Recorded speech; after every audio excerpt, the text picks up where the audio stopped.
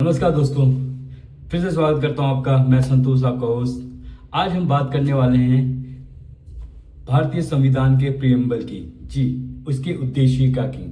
अगर हम doctor B R. Ambedkar जो प्रारूप समिति के अध्यक्ष थे, उन्होंने जब इसकी ड्राफ्टिंग कमेटी के साथ मिलकर इनका जब ये हमारा भारतीय संविधान बनाया था, तो इसकी जो प्रियम्बल है, इसको इसकी आत्मा कहा जाता है। ये कहा जाता है कि ये हमारे संविधान की आत्मा है, या यूँ कह सकते हैं जैसे कि किसी भी पुस्तक की विषय सूची होती है तो उसमें सब पूरा बताया जाता है कि इसमें क्या क्या है। वैसे ही अगर आप भारत के संविधान की प्रियम्बल या भारत के संविधान की उद्देशिका या इंडियन कॉन्स्टिट्यूशन का प्रियम्बल पढ़ें तो आपको ऑलमोस्ट सारे संविधान का सार इसमें मिल जाता है।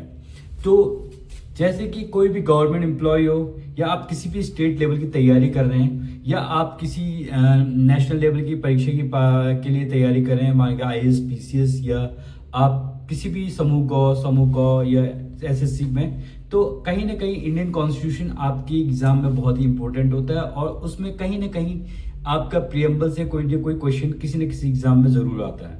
तो हम आज इसी के बारे में बात करेंगे, और एक तरीके से हम देखेंगे कि हम क्या इसकी जो ग्लोसरी है उसको हम कवर करेंगे, शब्द बाय शब्द जो है इसको हम कंप्लीट करेंगे।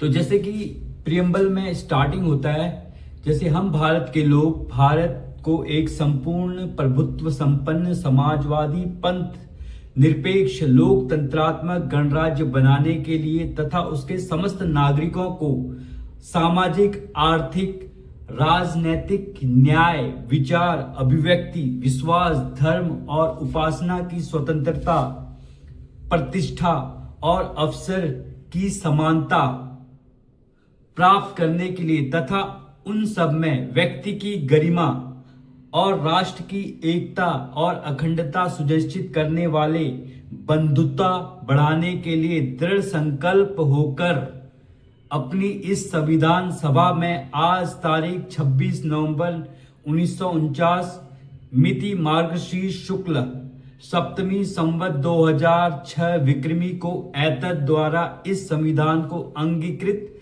अधिनियमित और आत्मान्वित करते हैं। जैसा कि आपने देखा कि ये जो संविधान की जो उद्देशिका है, इसमें कुछ वर्ड्स हैं कि कुछ कीवर्ड्स हैं जो हमारे पूरे संविधान को बताते हैं। फॉर एग्जांपल, अगर इसी को हम इंग्लिश में देखें तो we the people of India having solemnly resolved the constitution of India into a sovereign socialist secular democratic republic and to secure to all citizen justice social economic and political liberty of thoughts, expression, belief, faith, and worship, equality of status and of opportunity, and to promote among them all fraternity, assuring the dignity of the individual and the unity and integrity of the nation. In our Constitution and Assembly, this 26th day of November 1949 do hereby adopt, enact and give to ourselves to Constitution। तो इसमें देखा कि आपने Hindi English में कुछ words हैं जो कहीं ना कहीं पूरे जो संविधान है इसको बयां करते हैं। तो हम आज इसी के ऊपर चर्चा करेंगे, तो शायद है आपको इसके बारे में अच्छा लगे। तो स्टार्ट करते हैं। जो बिगिनिंग पॉइंट है, हम भारत के लोग या we the people of India, ये जो लाइन है ये अपने आप में इसका अर्थ संविधान की असली शक्ति जनता के हाथों में ये दर्शाता है। तो ultimate power of constitution rest in the hand of people of this country. For example, आपके पास इलेक्शन का राइट है, आपके पास राइट है कि आप अपनी सरकार को चुन सकते हैं। You have a right to vote. तो हम भारत के लोग संविधान की असली ताकत जो हमारी जनता के हाथ में है, इससे ये बता सकते हैं कि हम ये जो भारत की जो पूरी शक्ति है वो हमारे हाथ में किसी विदेशी शक्ति के रूप में नहीं है। तो भारत के संविधान की जो मेन पावर है जो यहाँ के नागरिकों के हाथ में, हम किसी राजा या विदेशी शक्ति के पास नहीं है। यानी कि जैसे हम अगर यूएन में, अगर हम यूएन के अगर किसी या नाटो वगैरह के अंडर काम नहीं करते, हम हमारे संविधान में अगर हम इंडिया की बात करें तो इंडिया की जो मेन पावर है, हम वीटो साइन करें या कुछ करें, किसी के अंडर या किसी देश के अंडर न रह के हम क्या करते हैं, हम स्वतंत्र हैं। तो ये इसी बात को बताता है कि अल्टीमेट जो authority rest with in people's, वो क्या है, किसी किंग या एनी फॉरेन पावर के पास नहीं है। जो भारत की जो स्वतंत्र जो भारत है, तो ये हमारे the we the people of India यही बताता है कि जो भारत की मेन जो सुप्रीम पावर है वो हमारे देश के, हमारे ही हाथों में निहित है। उसके बाद अगला आता है having solemnly resolved the constitution India into, means कि हैविंग सोलमली रिजॉल्व मतलब ये क्या है, बताता है कि सोलमली बताता है कि हम गंभीरता पूर्वक इस जो भी हम ये संविधान जो बुक है, जो हमारे पास जो फ्रेमवर्क है जिसके अकॉर्डिंग हमारा देश चलेगा, उसको हम गंभीरता पूर्वक लेते हैं और इसके साथ हम सम्मान के साथ हमने निश्चय किया है, जो भी इसमें लिखा गया है वो हम सम्मान के साथ अपने ऊपर एडॉप्ट करते हैं। तो उसके बाद अगला आता है सेकुलर। तो उसके बाद सोवरिन करके एक वर्ड है, सोवरिन। तो सोवरिन जो वर्ड है वो बताता है कि जो सोवरिन वर्ड है ये यही बताता है कि हम क्या है, फुल्ली इंडिपेंडेंट है, अंडर किसी के कंट्रोल में नहीं है। तो हमारा जो हमारा संविधान है वो हमें ये बताता है प्रभुत्व संपन्न, संपूर्ण प्रभुत्व संपन्न। मतलब प्रभुत्व संपन्न का मतलब ही यही है कि जो सुप्रीम पावर है वो हमारे हाथों में है, ये हम किसी के अंडर पे नहीं काम कर रहे हैं। तो सोवरिन मीन्स कि यही आता है कि हमारे देश की संपूर्ण जो शक्ति है किसी राष्ट्र के अधीन नहीं है। उसके बाद मतलब कि हम भारत पूरी तरह स्वतंत्र हैं, हम कोई भी निर्णय लेते हैं तो हम किसी विदेशी शक्ति के अंदर डर के नहीं लेंगे। India can make its own policy, own treaties. तो हम इस सब के बारे में जो भी फैसले लेंगे हम खुद के लेंगे, हम किसी देश के या किसी कंट्री के दबाव में आकर हम ऐसे काम नहीं करेंगे। ये हमारा जो सोवरिन करके जो संप्रभुता वाला जो पार्ट है वो हमें यही बताता है। उसके बाद समाजवादी मीन्स समाजवाद ये होता है, ये है एक टर्म है, इसके लिए हमने सोशलिस्ट को मतलब समझना पड़ेगा। सोशलिस्ट का मतलब क्या होता है, इसका एक्चुअल मतलब है कि अमीरी और गरीबी के बीच में जो डिफरेंस है उसे कम करना या उसको कम करना। तो इंडिया जो है इसमें equal distribution of source, money, resources, reducing the gap between the rich and poor, यही हम इसमें बताना चाहते हैं। तो अब इसको हम जब सोशलिस्ट को जब हम बात करते हैं तो सोशलिस्ट में कुछ चीजें आती हैं जो इंडियन जो हम विद कंपेरिजन विद कैपिटलिज्म, पूंजीवाद। तो कैपिटलिज्म और जो सोशलिज्म है इसमें क्या डिफरेंस है, तो इसमें ये डिफरेंस होता है कि capitalism driven by the profit motive. जो कैपिटलिज्म होता है वो प्रॉफिट के लिए होता है और जो सोशलिज्म है वो ड्रिवन होता है equal distribution of collective responsibilities. ठीक है, और जैसे कि इसका जो सोशलिस्ट का जो कंप्लीट, जो कई देश होते हैं जो कंप्लीटली सोशलिस्ट है और कुछ देश हैं जो कंप्लीटली कैपिटलिस्ट हैं। तो कैपिटलिस्ट जो कंट्रीज हैं उनका बेस्ट एग्जांपल है यूएसए। और जो अगर आप सोशलिज्म की बात करें तो इसका बेस्ट एग्जांपल माना जाता है यूएसएसआर, तो जो फॉर्मर सोवियत यूनियन था। तो भारत ने एक्चुअल में जो इकोनॉमी है इसे मिक्स इकोनॉमी कहा जाता है और इंडिया ने क्या है इसे मिक्स रूप में अपनाया है। फॉर एग्जाम्पल इसने क्या किया, कैपिटलिज्म एंड सोशलिज्म इंडिया ने दोनों को ऑलमोस्ट अपनाया है। इसमें क्या है, पब्लिक सेक्टर्स भी हैं, जैसे डिफेंस और रेलवे को इन्होंने पब्लिक सेक्टर में डाल दिया। प्राइवेट सेक्टर में एंटरप्रेन्योरशिप और जैसे आईटी इंडस्ट्री, कोई भी बिजनेस है, इनको डाल दिया। तो सोशल वेलफेयर स्कीम्स और प्लस इसमें मार्केट कंपटीशन को भी डाला गया है, जिससे कि क्या है बैलेंस बने रहे, पावर का बैलेंस रहे। और सोशलिस्ट जो है तो एक्चुअल में जो समाजवाद जो है तो इसका मेन मुख्य जो हमारे प्रिम्बल में रखा है, इसका मुख्य उद्देश्य यही है कि इसका मान मतलब है कि हमारे समाज में गरीबी और अमीरी की जो रेखा है उसे कम करना, जो इकोनॉमिकली जो डिस्ट्रीब्यूशन है जो रिसोर्सेज का, तो ये जो इसकी खाई को बांटना है। जब हम सोशलिज्म की बात करते हैं तो कुछ एक मॉडल आता है चाइनीज मॉडल, तो उसमें भी हम बात करेंगे। तो जब तक इसके लिए हमने कम्युनिज्म, तीन चीजें होते हैं, सोशलिज्म, कम्युनिज्म एंड कैपिटलिज्म। तो ये जानना हमें बहुत जरूरी है इस चीज को समझने के लिए कि हमारे संविधान में हमने सोशलिज्म क्यों रखा है, सोशलिस्ट क्यों शब्द क्यों रखा है, समाजवादी शब्द क्यों रखा है। तो कम्युनिज्म फाउंडेशन का, इसका जो कम्युनिज्म का जो फाउंडेशन हुआ था वो हुआ था। चलिए बात करते हैं कम्युनिज्म क्या है। एक्चुअली में कम्युनिज्म एक बेसिक आइडिया है। इसका मतलब है कि कोई क्लास, समाज में कोई क्लास नहीं होगा, कोई मिडिल क्लास नहीं, कोई अपर क्लास नहीं, कोई पुअर या बैकवर्ड क्लास नहीं, सब लोगों को बराबर सम्मति का बंटवारा होगा। तो a society with no class where everyone equal and all property is collectively owned। तो ये विचार जो था कार्ल मार्क्स और फ्रेडरिक एंग का था, जो 1848 में कम्युनिस्ट मैनिफेस्टो जो उन्होंने प्रस्तुत किया था। तो जो इसका मेन फीचर थे, तो स्टेट है उसकी कंट्रोल रहेगी, ठीक है, राज्य का नियंत्रण रहेगा, सरकार हर चीजों को चलाएगी, इक्वली डिस्ट्रीब्यूट करेगी, नो एक्सप्लॉयटेशन, किसी मजदूर या मालिक के बीच में कोई फर्क नहीं रहेगा, मालिक और मजदूर एक ही तरह में रहेंगे, यानी कि किसी तरीके का शोषण नहीं होगा। सेकंड थिंग, क्लासलेस सोसाइटी, मतलब कि इन्होंने एक आइडियल वो बनाया था कि समाज में हर इंसान बराबरी में रहेगा। तो तरीके से गरीबी और अमीरी, ये कह सकते हैं रिच एंड पुअर को टोटली एलिमिनेट कर दिया था।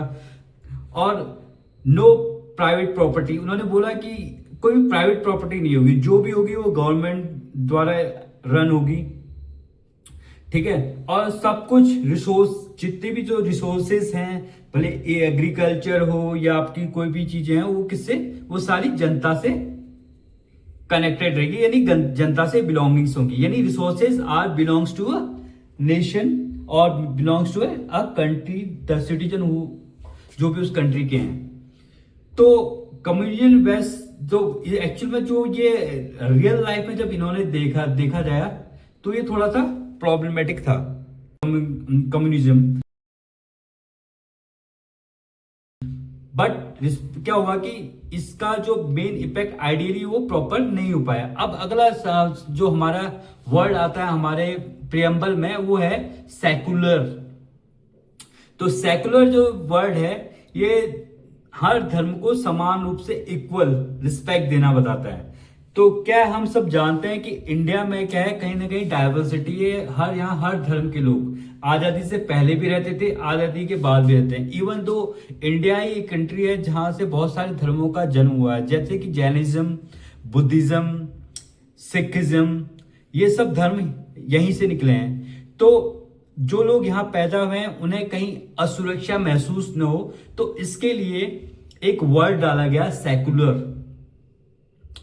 ठीक है। तो जिसे धर्म पंथ निरपेक्ष कह सकते हैं। या तो इसका मेन उद्देश्य यही है, भारत राज्य का कोई राष्ट्रीय धर्म नहीं है, भारत का कोई राज्य धर्म नहीं है, ये हर धर्म को समान स्वभाव से क्या देता है, रिस्पेक्ट देता है, equal respect to all religions.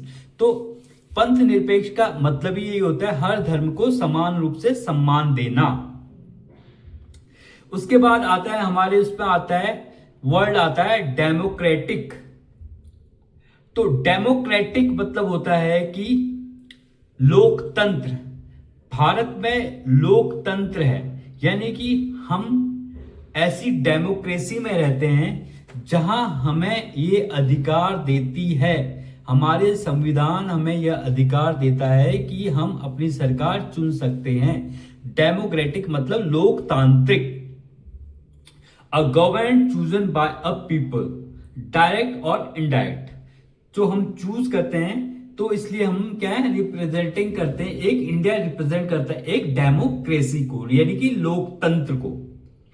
और साथ साथ में हमारे पास वर्ड आता है रिपब्लिक, लोकतांत्रिक भी है और गणराज्य भी है। तो इसमें क्या होता है कि गणराज्य का मतलब होता है कि यहाँ का कोई राजा नहीं है, जो जो यहाँ के प्रेसिडेंट हैं वो भी इलेक्टेड होते हैं, इन्हें कोई पर्टिकुलर आदमी वंशागत नहीं होता, बल्कि क्या होता है हम उनको इलेक्ट करते हैं अपने तरीके से, उनके इलेक्शन होते हैं। तो रिपब्लिक में मतलब कि राष्ट्रपति का जनता द्वारा चुना जाना, जैसे इसमें कोई मोनार्की नहीं है कि इनहेरिटेंस प्रॉपर्टी नहीं है कि मैं इसका बेटा हूं तो मैं इसका बेटा बनूंगा। तो भारत में क्या है, डेमोक्रेटिक भी है और भारत क्या है, रिपब्लिक भी है। रिपब्लिक मतलब आप समझ गए, हिंदी में कहें तो लोकतंत्र भी है, गणराज्य भी है। तो जैसे कि यूके, यूके क्या है, वहां डेमोक्रेसी है बट वो रिपब्लिक नहीं है। क्यों? क्योंकि वहां की जनता सरकार चुनती तो है, लेकिन उनके लेकिन जो हेड ऑफ स्टेट है वो कौन है वहां पे अभी चार्ल्स थर्ड है। तो वहां क्या है, क्वीन एंड क्वीन होती है, तो वहां मोनार्की है। तो वहां पे क्या होगा, वहां पे इसलिए वहां रिपब्लिक हम नहीं कह सकते, जबकि हम इंडिया को हम रिपब्लिक भी कहते हैं और डेमोक्रेटिक भी कहते हैं। जबकि ब्रिटेन को हम क्या कहेंगे, only democracy, not a republic, it's a monarchy. तो जैसे कि इंडिया में जब हम बात करते हैं हम रिपब्लिक कैसे हैं, आप कहेंगे यहाँ पे तो सरकार में प्रेसिडेंट होता है। तो प्रेसिडेंट को क्या होता है, एक्चुअल में क्या, प्रेसिडेंट जो है उसे जनता चुनती है इनडायरेक्टली। जब भी प्रेसिडेंट के चुनाव होते हैं तो इनडायरेक्टली हमारे जो एमपीज होते हैं वो इसमें वोट करते हैं, जिससे कि हम उनसे चूज करते हैं। जो चाइना जो होता है, चाइना जो है वो अपने आप को वो रिपब्लिक है बट वहां डेमोक्रेसी नहीं है। चाइना खुद कहता है कि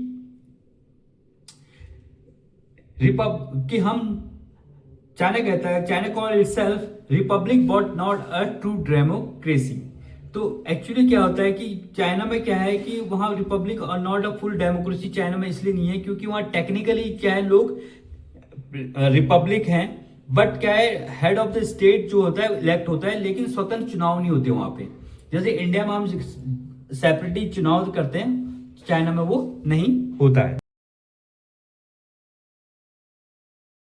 तो हमने बताया जैसे कि डेमोक्रेटिक और रिपब्लिक हमने इंडिया में इसलिए लगाया, जैसे कि आपको समझ आ गया होगा कि हम चाइना की तरह हमारे पास चाइना रिपब्लिक है जस्ट बिकॉज ऑफ वहाँ डायरेक्ट क्या होते हैं, डेमोक्रेसी है बट रिपब्लिक क्यों है नहीं है, डेमोक्रेसी नहीं है, रिपब्लिक है बिकॉज वहाँ चुनाव डायरेक्ट नहीं होते।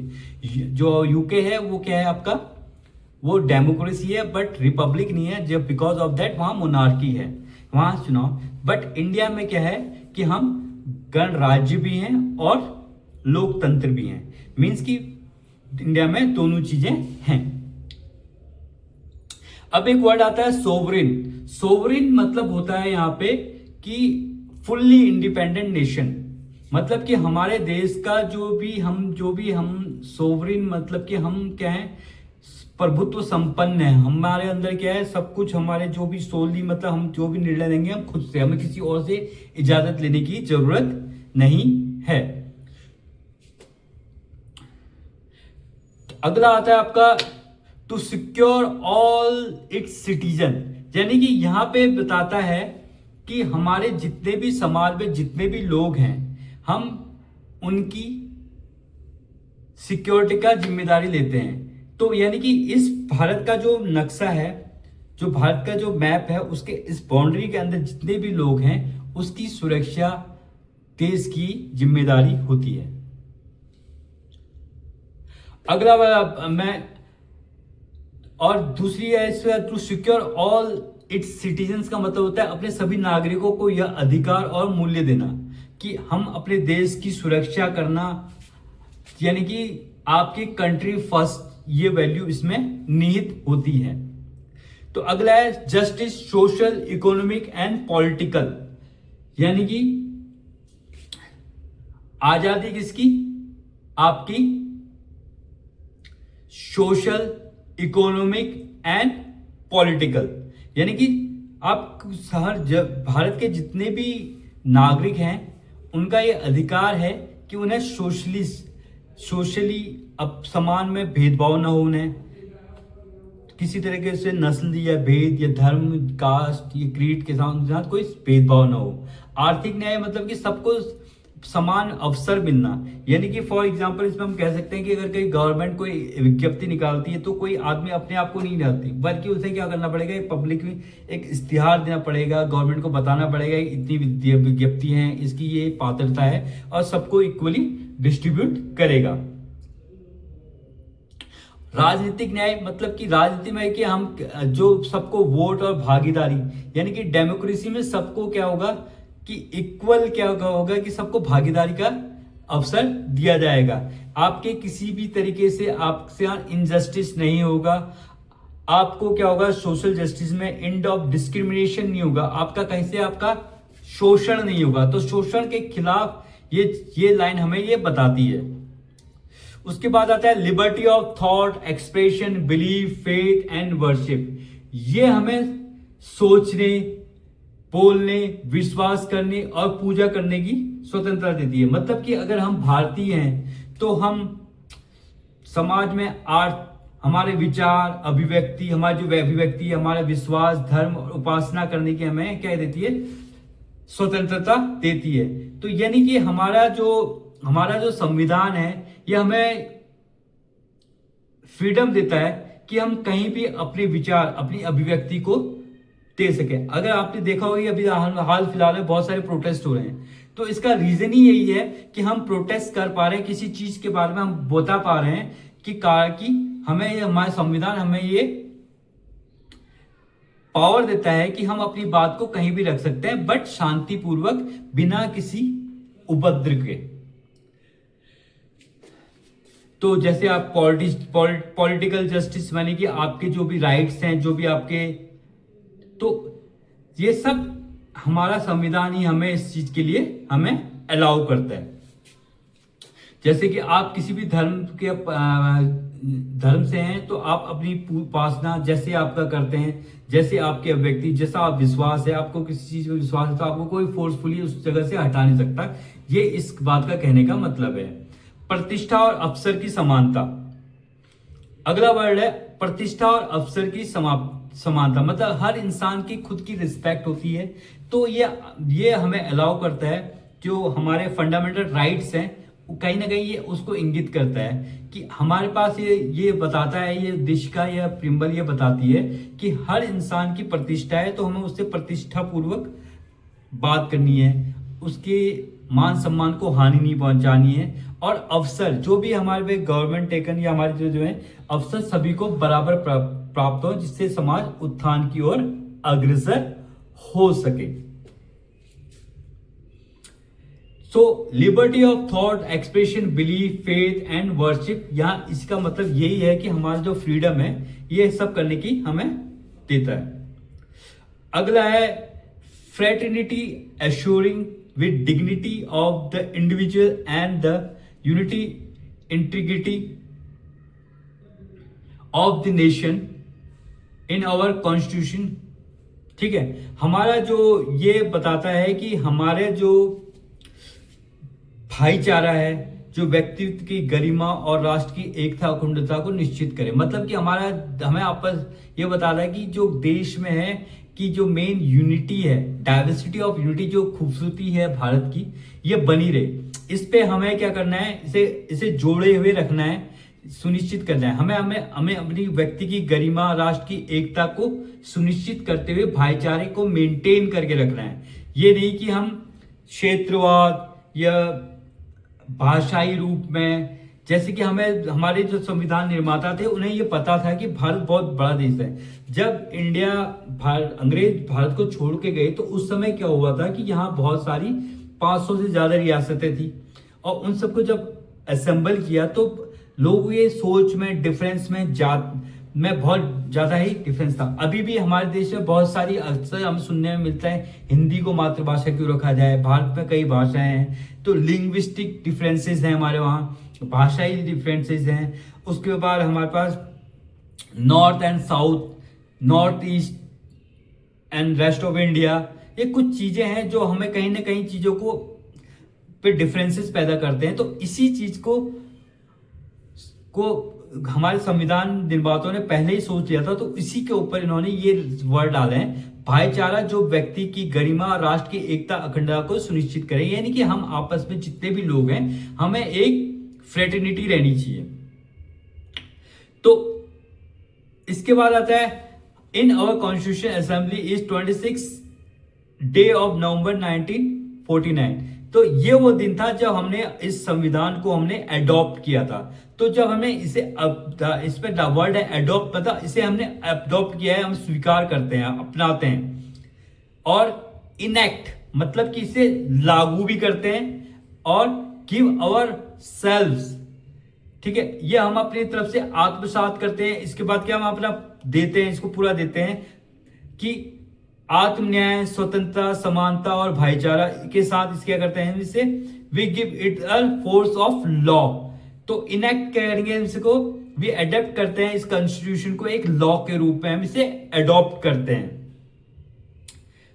तो ये संविधान हमें किसी और ने नहीं दे रखा है, ये संविधान हमने खुद अपने आप को दे रखा है, इसके लॉ बना रखे हैं जिसके अकॉर्डिंग हम ये अपने देश को चलाएंगे। तो टोटली जो प्रियम्बल है, इसका सार ये निकलता है कि भारत की आत्मा न्याय, स्वतंत्रता, समानता और भाईचारा है। The preamble of Indian constitution remind us that the India is justice, liberty, equality and fraternity. तो ये प्रियम्बल एक तरीके से हमें बताता है कि हम जब हमने अभी तक का जितना भी सार देखा है, तो इससे हम इस अंडरस्टैंड कर सकते हैं कि जो हमारा भारत का जो संविधान है, इसमें हमारा जो जस्टिस है, हमारे जो कार्यपालिका है, हमारा जो सोशलिज्म, सोशल वेलफेयर है, इक्वालिटी है, फ्रेटर्निटी है, सब आज में एक तरीके से आ जाते हैं। अगर आप धीरे धीरे अगर आप कॉन्स्टिट्यूशन के अंदर जाएंगे, तो इन्हीं चीजों को डिस्क्राइब करते हुए पर्टिकुलर आर्टिकल्स या अनुसूचियां या इसको डिवाइड किया गया है। तो आशा है आपको भारत के प्रियम्बल को समझने में थोड़ी आसानी होगी कि अगली बार अगर कोई आपसे कोई क्वेश्चन आए, तो इससे आप इजीली समझ सकते हैं कि ये। और 19 तो इसमें अगली बार अगर इसमें आपको कुछ और चाहिए तो मैं बनाऊंगा। तो आशा करता हूं कि आपको प्रियम्बल उद्देशिका पसंद आई होगी। इसके साथ मैं आज का वीडियो समाप्त करता हूं। Thank you, bye bye, take care.